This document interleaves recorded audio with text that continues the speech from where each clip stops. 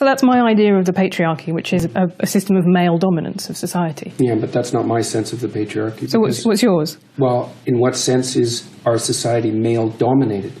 The fact that the vast majority of wealth is owned by men, the vast majority of capital is owned by men. Women do more unpaid labour. A very tiny proportion of men, and a huge proportion of people who are seriously disaffected are men.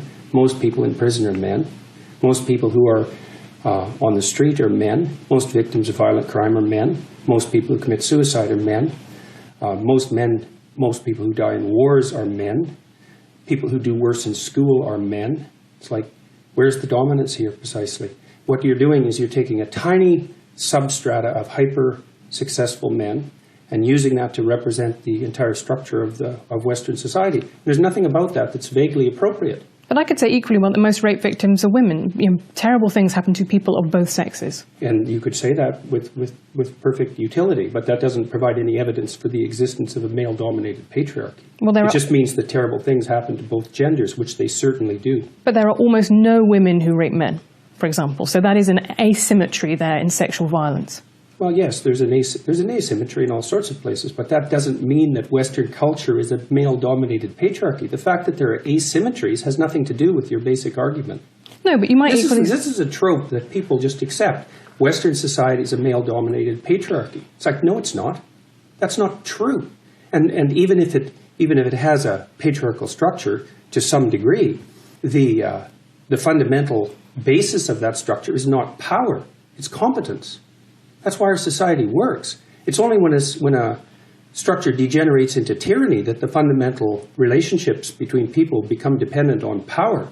It's not power. If you hire a plumber who's likely to be male, it's not because there's roving bands of tyrannical plumbers forcing you to make that choice. And it's the case with almost every interaction that you have at the face of our culture. You're dealing with people who are offering a service of one form or another, who are usually part of the broad middle class, and what you're looking for is the person who can offer the best service, and you can find it. It's not a consequence of being dominated by anything that's tyrannical. And then again, our culture, our Western culture, which is by no means perfect, and certainly has tyrannical elements, like all cultures do, is the least tyrannical society that's ever been produced, and certainly the least tyrannical society that exists now. This whole patriarchy thing, I think you have no idea how pernicious and dangerous it is. Well, no, I don't. I really don't. Go on.